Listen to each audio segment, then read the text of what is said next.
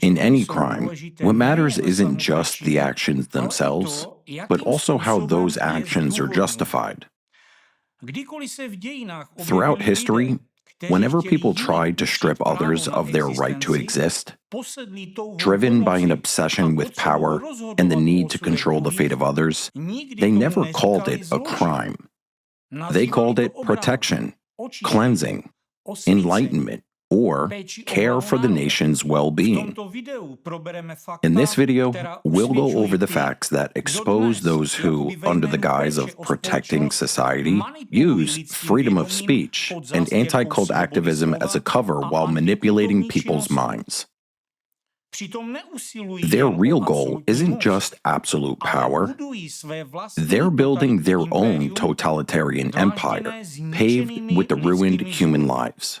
This won't be about speculation or theories. We'll be dealing with facts, testimonies, precedents, and hard evidence. Evidence showing how a power-hungry maniac is compiling kill lists and preparing to appoint his own people in the highest positions of power. If you've seen my previous video, you already know what I'm talking about. If not, I'll quickly recap. I raised the topic of Alexander Dworkin's activities and those around him.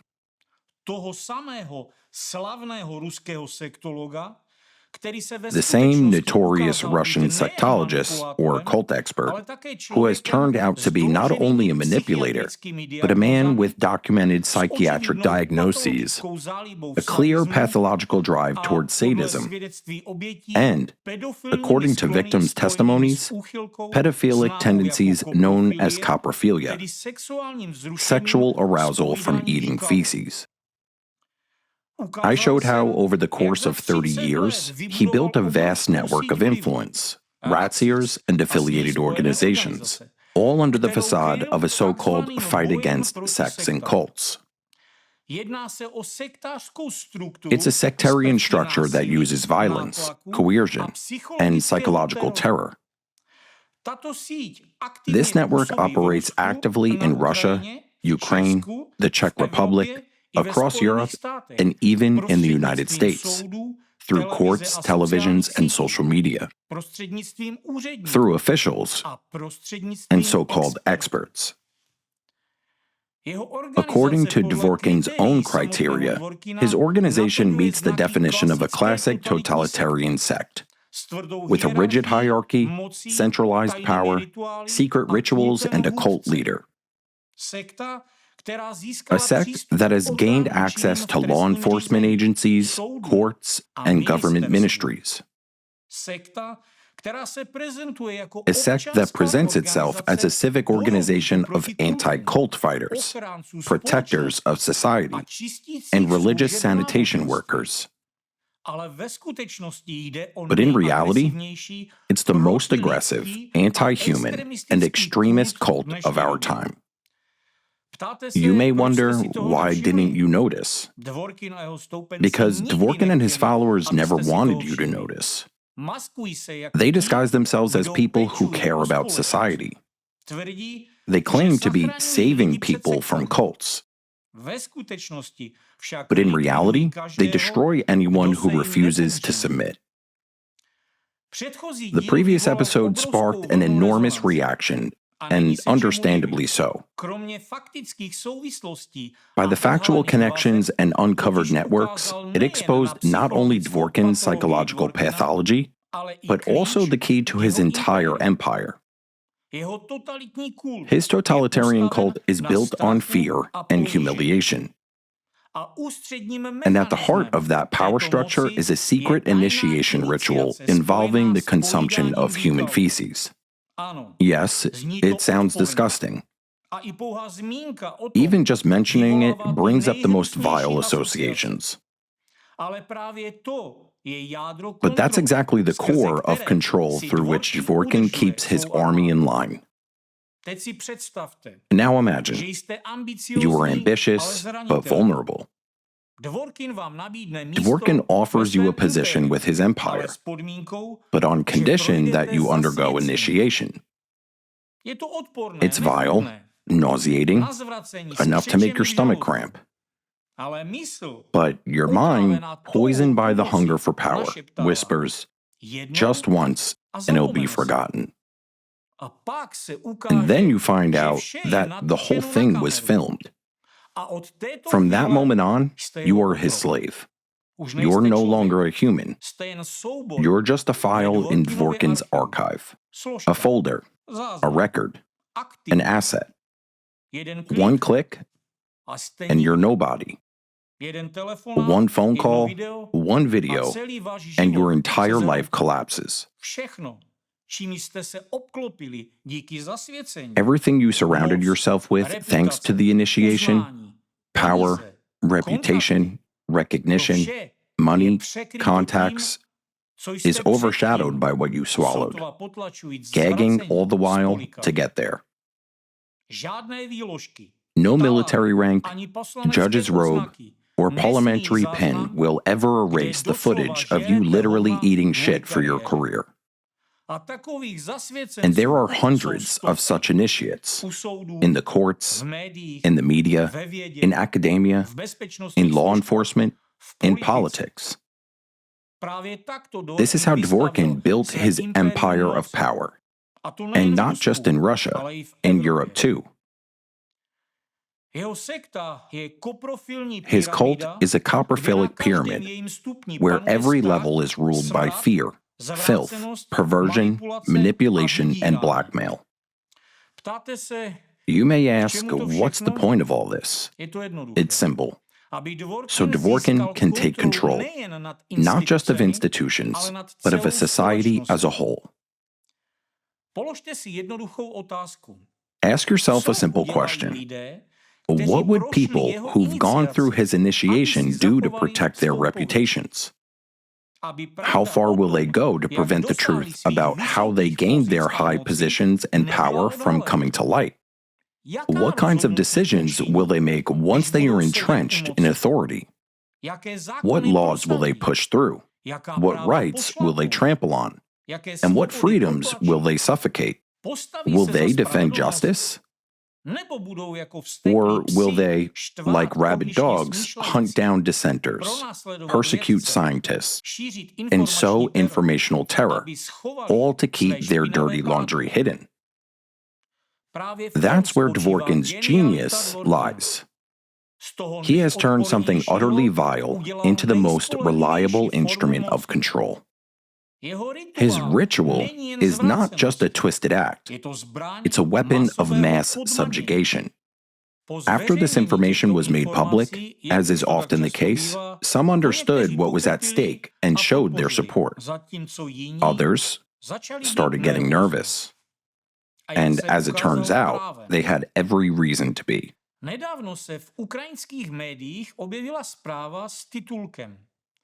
A recent headline in Ukrainian media read, "Washington recognizes Ukraine as a model for protecting religious freedom and calls for strict international action against an anti-cult network coordinated from Moscow."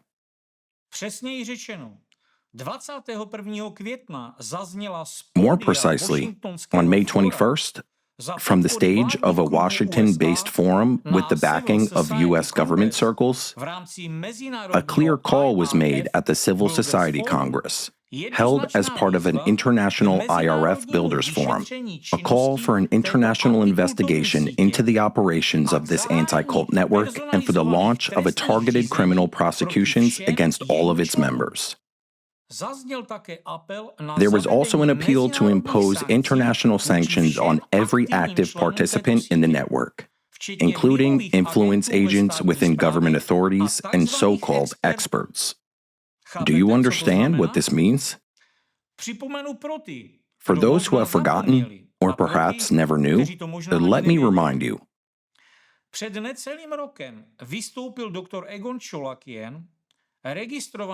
Less than a year ago, Dr. Egon Chalakian, a registered lobbyist in the U.S. Senate and a national security expert, made a public statement that many at the time considered bold. He analyzed the findings of an in-depth investigation conducted by the analysts and creators of the Impact documentary, which concluded that, based on legitimate demands from citizens, a special international criminal tribunal must be established to investigate and prosecute all those involved in the crimes committed by the anti-cult movement. Essentially, it would be a modern counterpart to the International Military Tribunal of 1945, which brought Nazi crimes to justice during the Nuremberg trials. Dr. Chalakian pointed to the possibility of identifying historical connections between the anti-cult methodologies and Nazi practices, transmitted through the actions of specific individuals and organizations.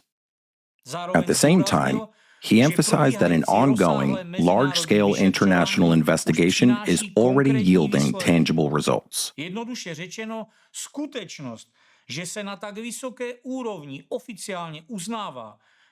Simply put, the fact that, at such a high level, it is now officially acknowledged that anti-cultism is a form of organized extremism, used in hybrid warfare and political sabotage, and posing a direct threat to global security, indicates that a new Nuremberg trial mentioned a year ago is starting to take visible shape.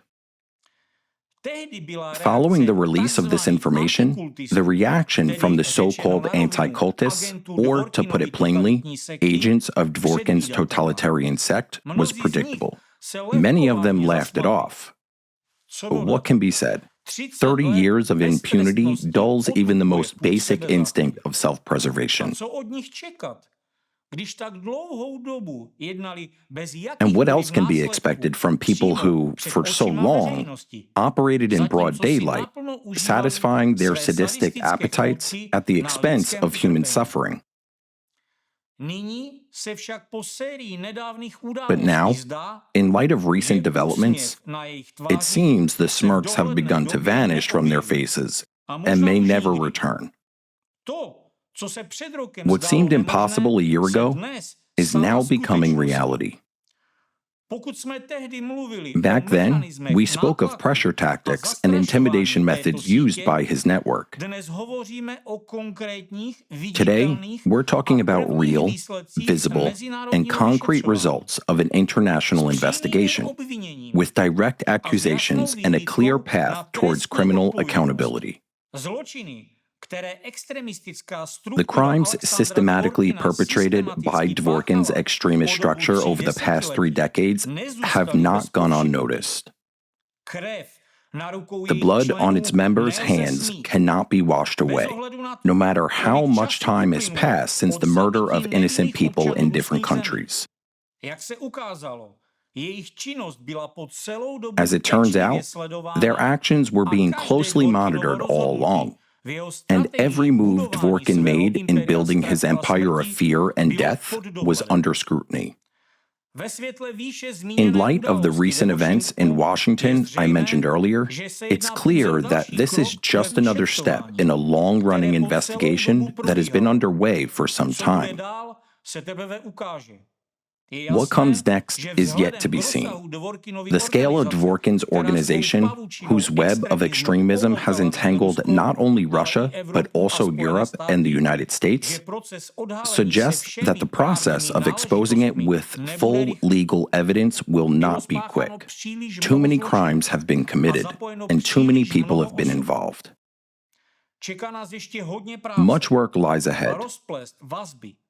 We need to untangle connections, analyze all forms of communication, messages, correspondence.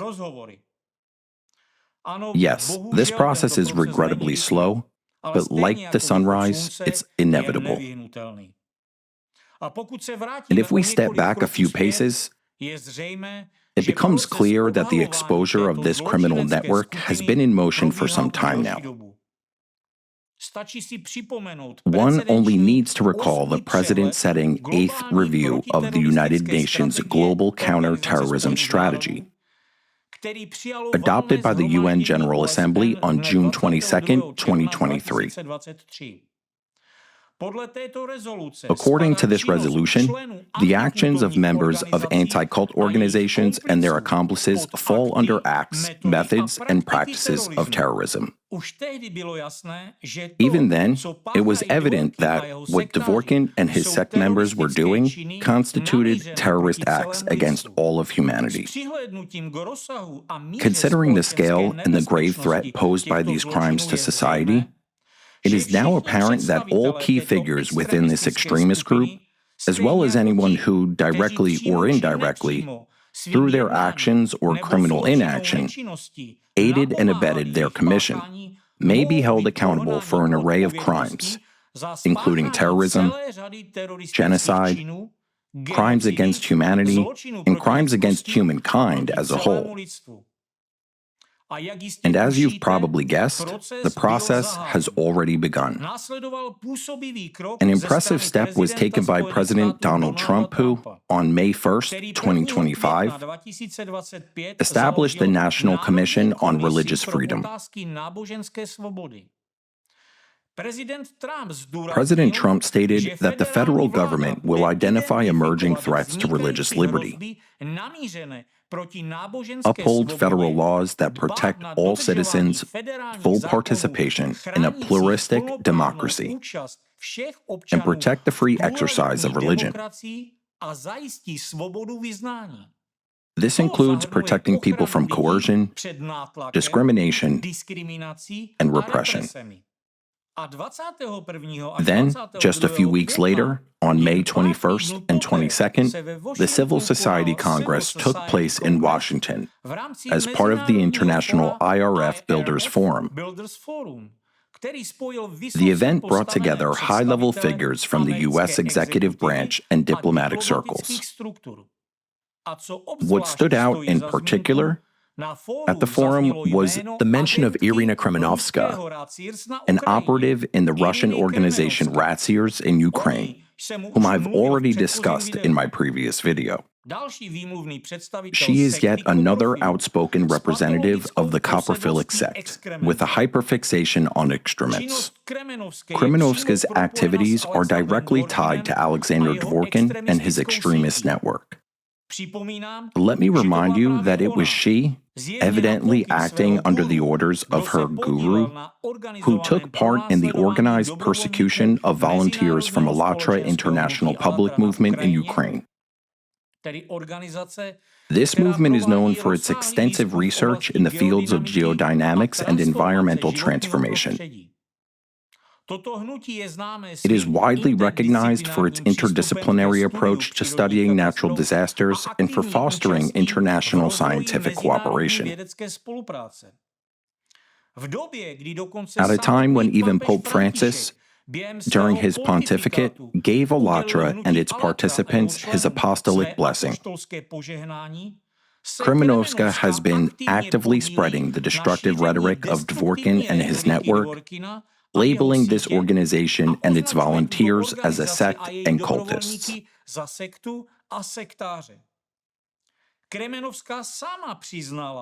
Kremenovska herself admitted that for many years she had worked to initiate criminal prosecutions against participants of Alatra based on fabricated expert assessments she had authored herself.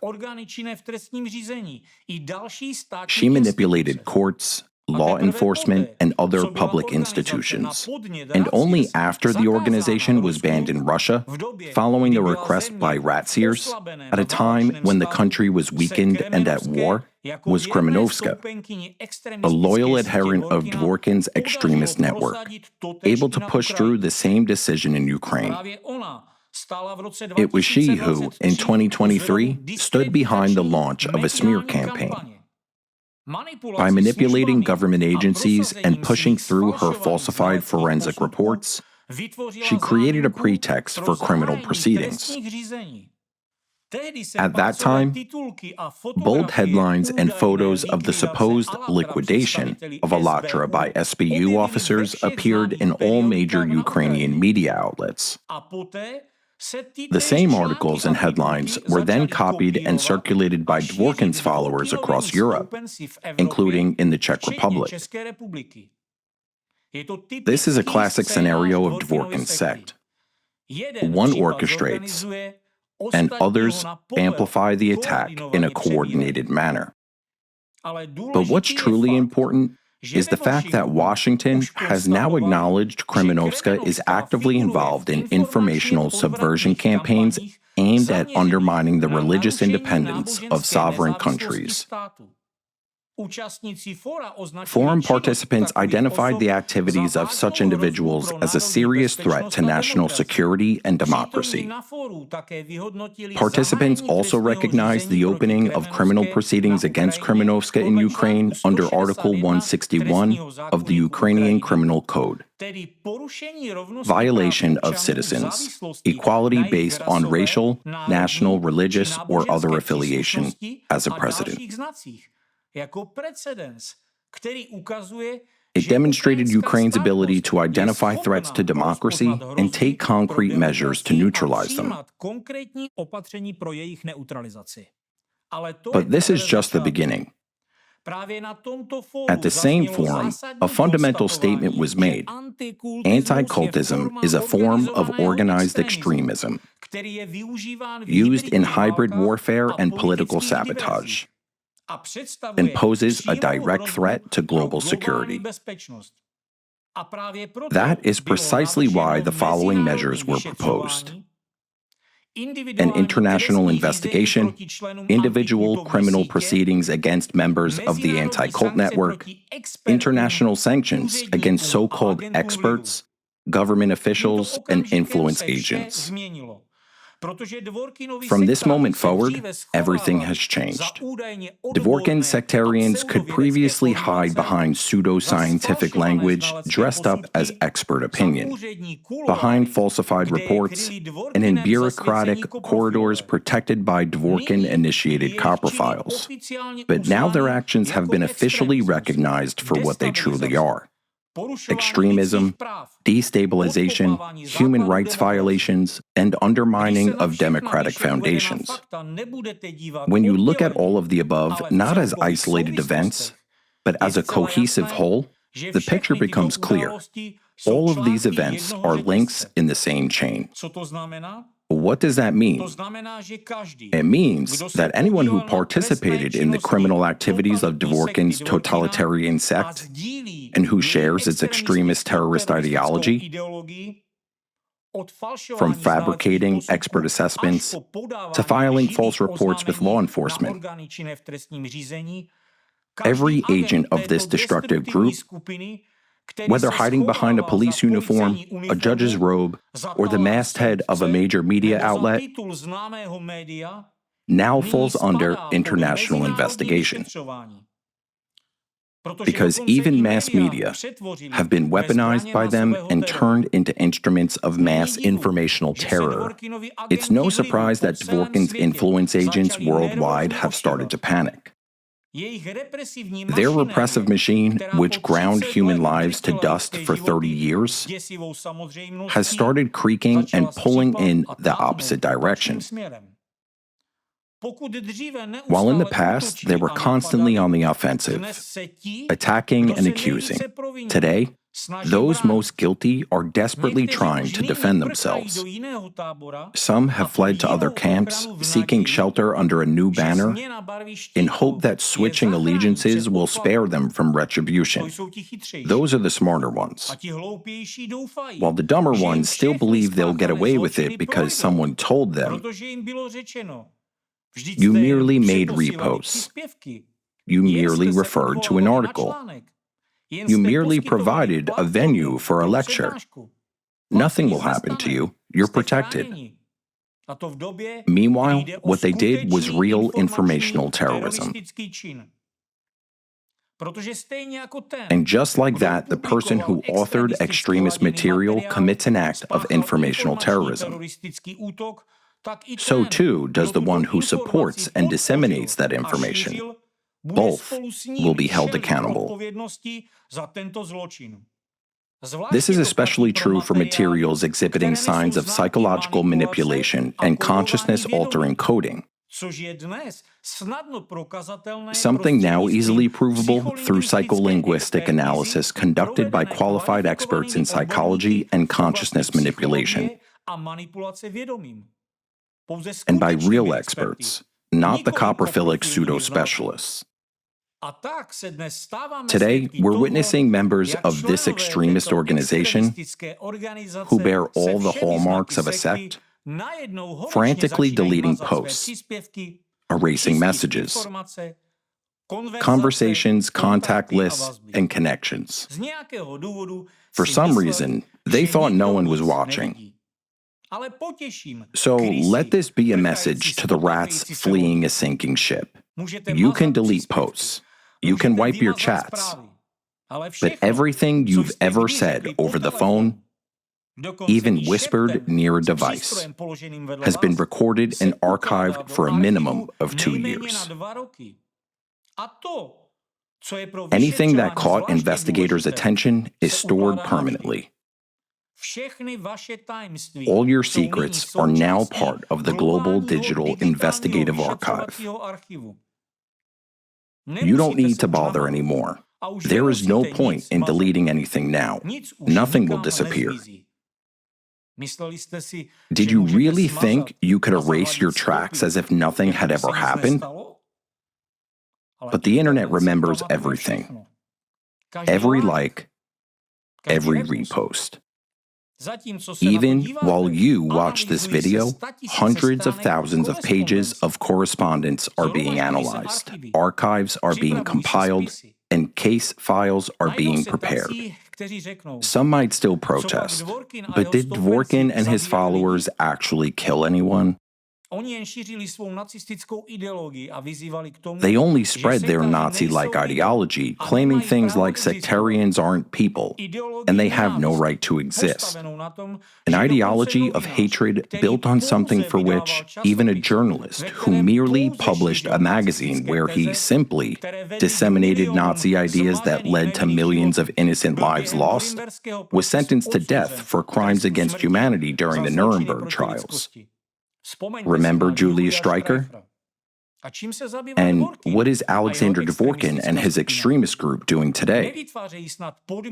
Are they not creating the very conditions for brutal killings, violence, and aggression against specific groups and individuals, just as it happened under Nazi Germany? His network is building a system of hatred that fuels, encourages, and justifies violence. Every time he tours with his lectures on dangerous, frightening, extremist sects and cults, it leads to real-life consequences. Persecution of members of minority religious groups, attacks on peaceful citizens, and targeted violence driven by propaganda.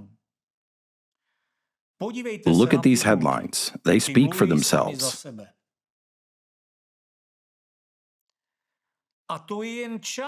This is only a fraction of the violence incited by the extremist terrorist ideology propagated by Dworkin. And what about the tragedy in Waco, USA, organized by the very same network that traces back to Dworkin? In 1993, in the state of Texas, dozens of innocent people, members of the Branch Davidians, lawful U.S. citizens, were burned alive. All of this happened because of the same anti-cult ideology. Dworkin's standard playbook was followed precisely. It began with the so-called expert articles labeling the Davidians as dangerous cultists, then the false accusations. David Koresh, the group leader, allegedly seduced minors. Next, rumors escalated that those dangerous cultists were trafficking weapons and drugs. Then came the fear campaign. Members of the anti-cult network began spreading rumors that the cultists were planning mass suicide. Everything was orchestrated to construct an image of an insane cult.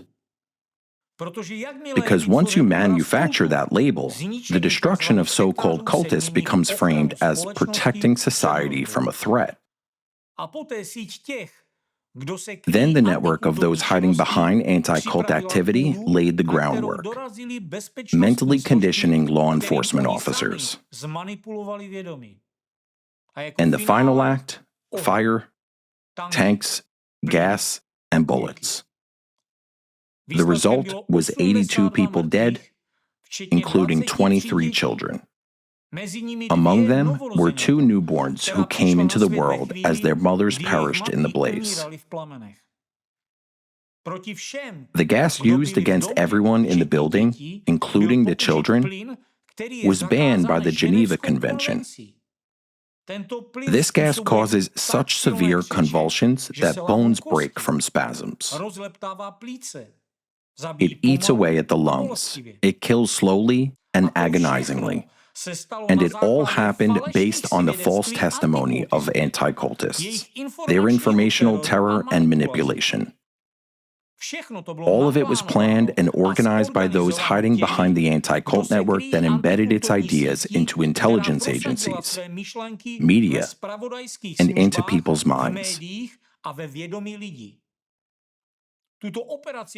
The operation against the alleged cultists was carried out by Rick Allen Ross. The anti-cult organization CAN, which according to some sources is linked to Dvorkin's own murky past, and a whole network of media outlets controlled by anti-cult activists. That's how the tragedy unfolded. It began with anti-cult propaganda and ended with fire and deadly gas that took those children's lives. So tell me, can we really call anti-cultists and their propaganda innocent? Will anyone argue that they don't deserve a trial? Will anyone say it wasn't them who killed, but rather the guns, the gas, and the fire? But all of those guns and fire only appeared because of their hateful rhetoric, because they convinced law enforcement that cult members didn't deserve to live. Claiming that those who hide behind anti-cult activities are innocent is the same as saying that murderers and maniacs who kill innocent people do not deserve a fair trial because they only held the gun. It was the bullet that killed a person, not the killer. But that's absolute nonsense to any sane person.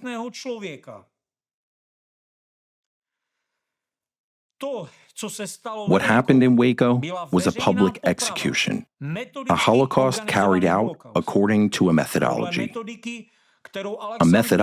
Dworkin appropriated from the Nazi ideologue Walter Kunev.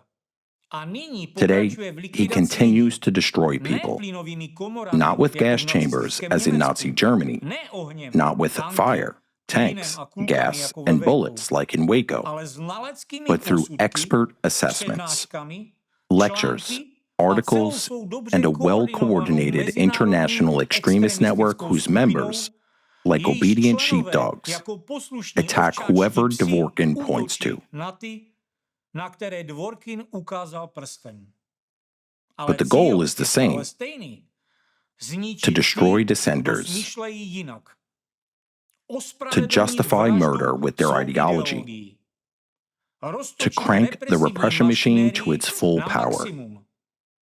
One pseudo-expert assessment, one newly indoctrinated adherent, Dworkin merely points a finger, and the organization is declared extremist. Then come arrests, persecution, assault, and the beatings during interrogations. People are literally robbed of their honor and dignity. Law-abiding people who have done nothing wrong are branded criminals and villains. And the worst part is that they are often killed. Waco became an effective starting point for this totalitarian sect with its extremist and terrorist ideology. From that point on, they continued implementing what became a massive, bloody stain in human history. They began shaping a new reality, where children shoot other children. And again, they commit crimes with other people's hands, Only this time, it's even more horrifying because they commit them with children's hands. They don't take up weapons themselves. They make sure it's your child who walks into a school with a gun. School shootings aren't spontaneous. It's a programmed act through puzzle piece coding, a form of informational influence on human consciousness. It is often aimed at teens, programming them to kill through articles, social media, videos, and other content. Puzzle piece by puzzle piece, wave after wave, reality becomes substituted, and in the end, a teenager picks up a weapon, falsely believing that this was their personal decision. But it wasn't their choice. Someone decided for them. Who's behind it? The same ones behind the Waco tragedy. The same ones writing articles about dangerous cults and crazy fanatics. Those who hide behind concern for safety, but stoke hatred and activate their blood-soaked manipulation machine. We're talking about a meticulously structured, multi-layer system of psychological programming, developed and implemented by representatives of the same international totalitarian sect, rightfully seen today as the most dangerous terrorist organization in the world, the sect of Alexander Dworkin. This isn't some wild conspiracy theory. It's a consistent reality supported by a multitude of facts and documents. They fabricate an enemy image through video games, demonize cultural symbols, manipulate millions of gamers' emotions, and embed kill triggers into entertainment. These are tools of this extremist network. Tools that, right before our eyes, are turning people into sleeper killers ready to act on command. Those commands aren't spoken directly. They're embedded subconsciously through music, images, character dialogues, and symbolism which gamers don't even consciously notice. That is puzzle piece coding, the most advanced and dangerous form of informational and psychological terrorism. Using the same playbook, this very anti-cult network created the lone wolf shooters who attack politicians. A string of attacks on politicians worldwide, including the attempted assassination of President Donald Trump, the murder of former Japanese Prime Minister Shinzo Abe, and the shooting of Slovakian Prime Minister Robert Fico. Each of them was proceedingly dehumanized in the media by anti-cult rhetoric. These are not random strategies, but part of a unified script.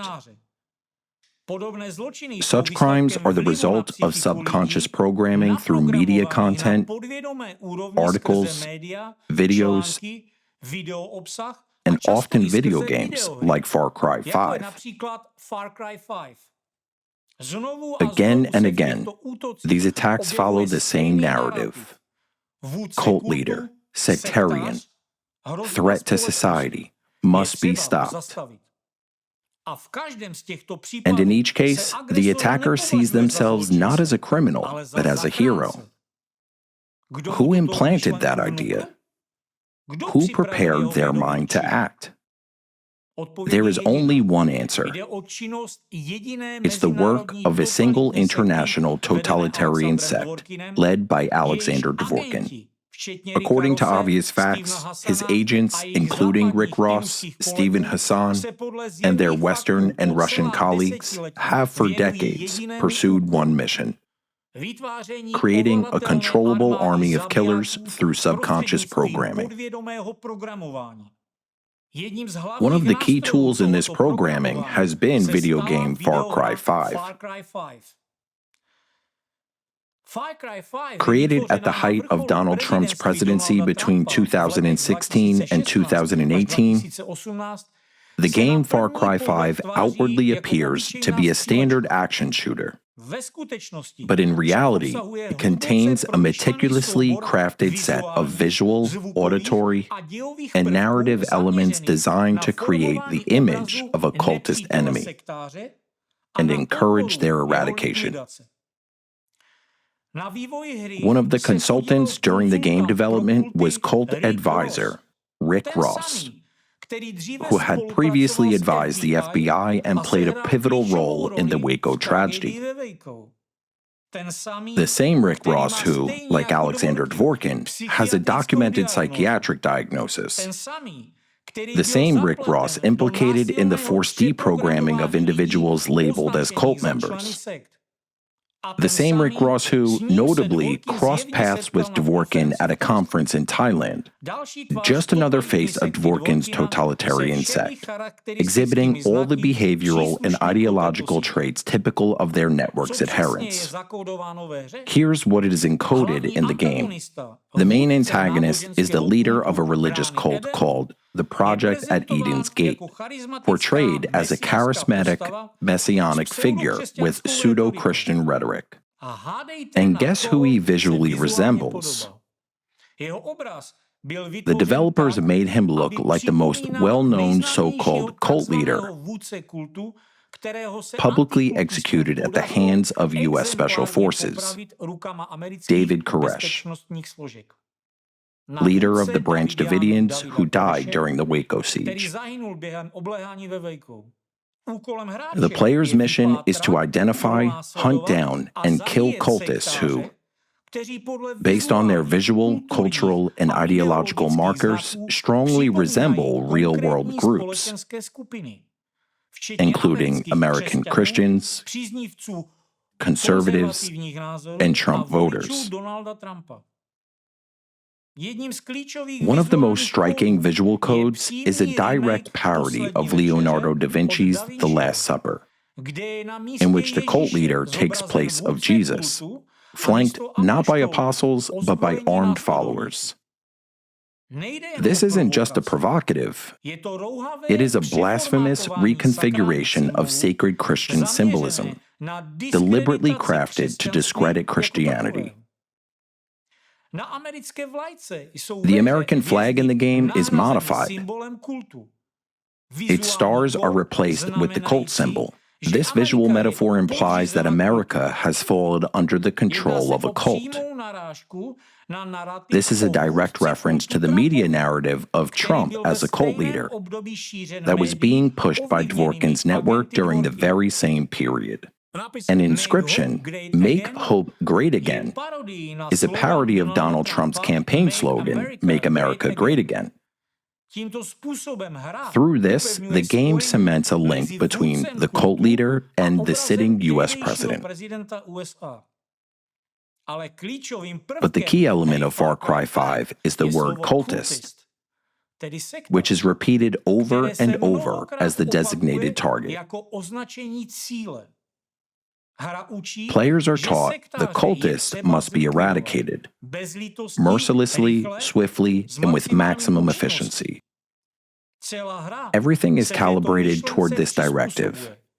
Visual effects, music, gameplay mechanics, and even the pacing of scenes are all designed to bypass critical thinking and directly stimulate the subconscious. This is what coding looks like. At moments of peak emotional intensity, the player is imprinted with a behavioral pattern. Killing a cultist is the right thing to do. Do real-world triggers reinforce this? Absolutely. Media, articles, films, public lectures, and books by figures like Hassan, Ross, and other anti-cult analysts who label Trump as a cult leader and a call for deprogramming of his supporters. Each one of these acts like a puzzle piece. And we already see the results. Between 2022 and 2024, 3 assassination attempts were made on the U.S. President Donald Trump. Former Japanese Prime Minister Shinzo Abe was murdered, and Slovak Prime Minister Robert Fico was shot and seriously injured. In every case, the perpetrators who were lone wolves who suddenly decided to act, all of them, by all indicators, are victims of psychological information war, people whose consciousness had been programmed to kill via informational terrorism. Today, there are millions like them. According to official figures from Ubisoft, Far Cry 5 was played by 30 million people in its first 5 years alone. How many of them are now part of a sleeper of army killers, created by Alexander Dworkin's sect? If anyone still believes these kinds of video games are just entertainment, it's worth remembering Waco, Columbine, and the Trump assassination attempts didn't start with a weapon. They started with the image of an enemy planted in someone's mind. Today, this enemy image is the primary weapon of Dworkin's totalitarian sect, which, under the guise of fighting cults, eliminates politicians, believers, and dissidents, using the very people it programs. This isn't just manipulation. It's a large-scale terrorist operation where even a video game becomes a weapon of mass destruction. And its consultants are far from peaceful cult experts they claim to be. They are active participants in a criminal network training ideological killers through digital platforms. What we are witnessing is a modern form of global informational terror, orchestrated by the adherents of a totalitarian sect under the leadership of the mentally sick copperfile Alexander Dworkin. Based on everything outlined earlier, they can already be classified as individuals engaging in terrorist activities through mass manipulation of consciousness. Participation in a terrorist network isn't a matter of opinion. It's a matter of criminal liability. A like under content that leads to human deaths, a repost of disinformation, or a commissioned expert evaluation isn't just an action. It's a contribution to a system that has shattered lives, destroyed families, burned churches, sown fear, and taken lives, all under the guise of protecting society from so-called dangerous cultists. Dworkin's sect is not a group of disparate fringe individuals with a cult-fighting obsession. It's a global machine of subjugation and destruction, bound not only by a destructive ideology, but also by the dirtiest methods of totalitarianism: humiliation, fear, and initiation through moral degradation. Every member of this machine knows the rules. Survival depends on submission of the one who passed initiation, swallowed humiliation, and is living with that. For decades, under the noble guise of fighting cults, Dworkin has been building a cult of himself, amassing power through initiated followers and using them to construct his empire. But every empire crumbles. If we trace the chain of events, from the resolution in June 2023, Trump's May 1st decree, and the Washington Forum on May 21st and 22nd, with its calls for sanctions and criminal cases against all members of the extremist group masquerading as an anti-cult movement, it becomes clear. Dworkin's empire has started collapsing. Dworkin himself understands. The time of throwing around his feces is coming to an end. while the golden throne of his absolute power is still not erected. Therefore, it seems no coincidence that, in the spring of 2025, his network and affiliated media began pushing the narrative that the Russian president might be seeking a replacement. Is it by coincidence that the media and blogs affiliated with Dworkin's sect have already turned on their overtone windows and started mentioning the names of candidates to replace Putin? The names of Dworkin's sectarians? Those initiated ones who are under the total control of his feces? Mass media portray those candidates as Putin's own choices and work hard to build public trust in them. A classical tactic is in play. They present several options, all of whom are, in reality, members of a secret order and initiated by Dworkin. Yet, why has this topic gained traction now? After all, just a year ago, there wasn't even a hint of a presidential transition. Putin's term doesn't end until the year 2030.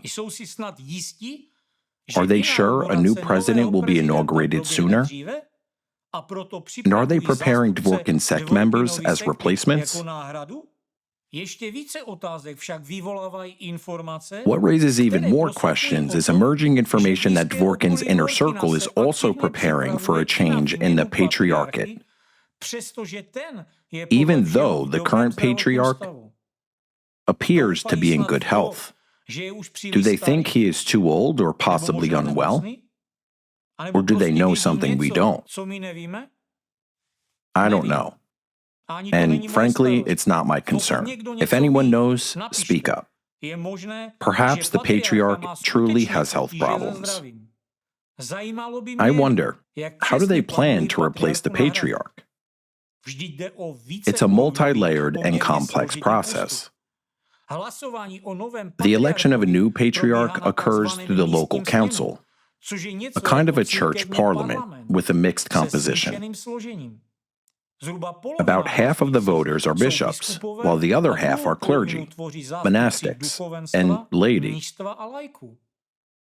Candidate selection, however, takes place beforehand at the bishop council, that includes bishops only. Given that Ratsiers already controls every diocese, that Dworkin's operatives are entrenched in the patriarch's inner circle, and that Dworkin has purged countless priests who dared oppose his system or refused to undergo his initiation, with the rest of the church just bowing down to him, it becomes evident that his sect would have little trouble placing their own people on the list of candidates for the patriarchal seat. If we recall Dworkin's past close ties with Andrei Kurayev, who, according to some sources, played a key role in the election of the current patriarch in 2009, it seems plausible that Dworkin, now with even more connections and influence, can easily push his sect members into candidacy. Therefore, Dworkin and his network are preparing, confident that the next patriarch will be one of their initiated sect members.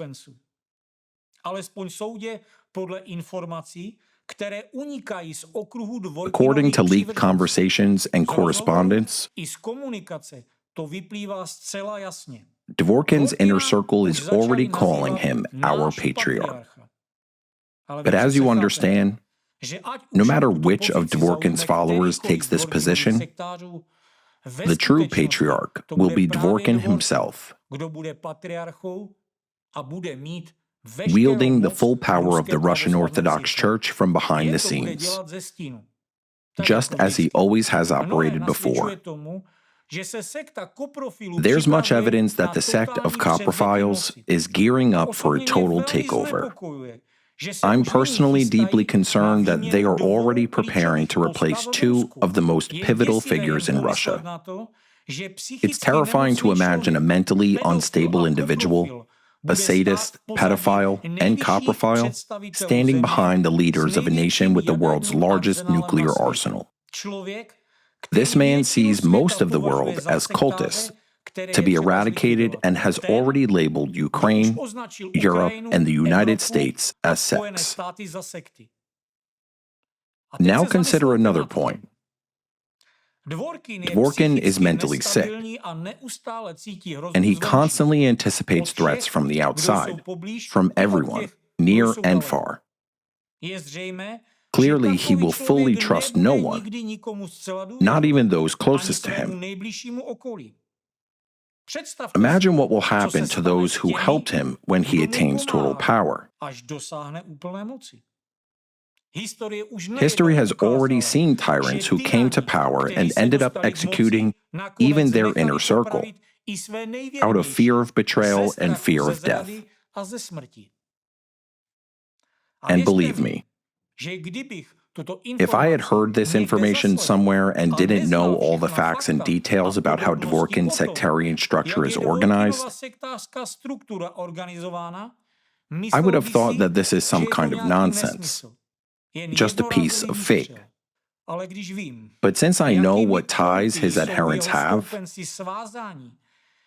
what high positions they occupy, and that Dworkin's dream is to build his own coprophilic Reich,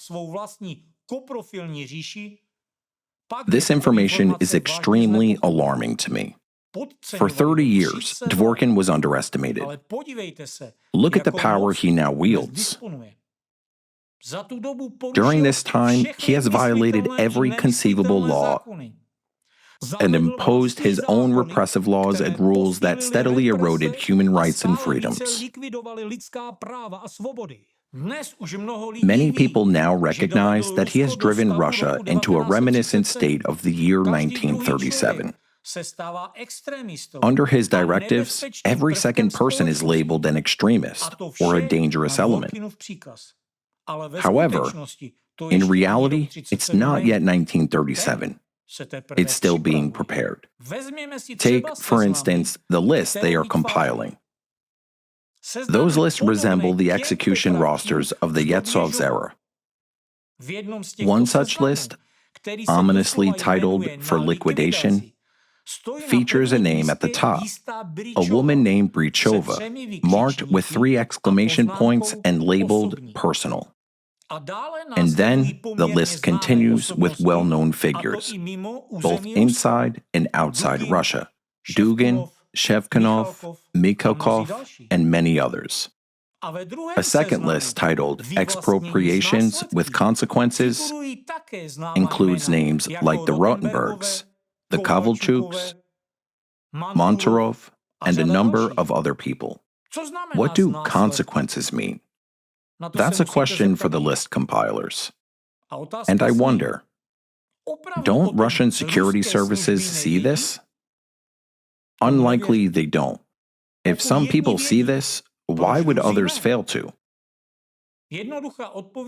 A simple example: Dworkin and his coprophilic revolutionary followers are considering 2 high-ranking generals for the position of FSB director.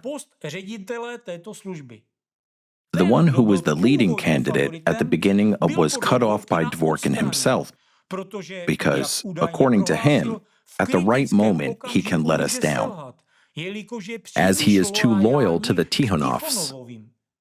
I don't know who the Tikhonovs are. Probably some oligarchs. But one thing is certain. While some generals think they control something, at this time their fates are under the control of a coprophile. Somebody may dismiss the information as absurd and nonsense, but why, then, are they actively preparing and placing their people in key positions? Is this just a game of chess or a deck of cards? Are adult men playing around like this? But if it were just a chat over a cup of tea, or in the case of Dvorkin sect, over a plate of shit, regarding whom Dvorkin and his cronies would put in one or another position, would they behave like revolutionaries with persecution mania? Why then do they conspire and hide? Why do they conceal and guard their lists so carefully? Why do they arrange secret meetings, encrypt correspondence, and use separate phones for hidden communication? What do they have to hide? And what do they fear, especially with so much influence? Frankly speaking, in the digital age, all of this is ridiculous. And everyone can see everything plainly visible. Obviously, they are preparing for something, and the situation is really alarming. It's chilling to think that, God forbid, a mentally unstable individual, a sadist, pedophile, and coprophile could gain control of a nation with the largest nuclear arsenal. After all, if his feces-initiated followers take the helm of both the government and the church, Dvorkin would wield unrestrained power, because the true ruler would be him. He may seem like a gray mouse, but in reality, he's a gray cardinal, with a web of influence stretching across nations. In the UK, the United States, Ukraine, the Czech Republic, everywhere. Although some people believe and say that he's nobody, this gray mouse moves the chess pieces so skillfully that even presidents believe they are the ones dictating the game, blind to the fact that the board has long been drawn to someone else's strategy. Credit where it's due. As I've said before, Dvorkin is a genius, a mentally sick genius. He's a genius because he managed to fool everyone and build his own empire. What will happen next if this mad genius, who sees not just individuals but entire countries as dangerous cults and sects, gains access to that very button?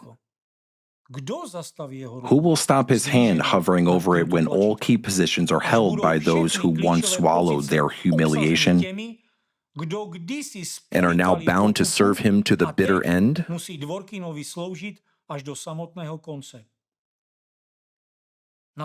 Answer this question for yourselves.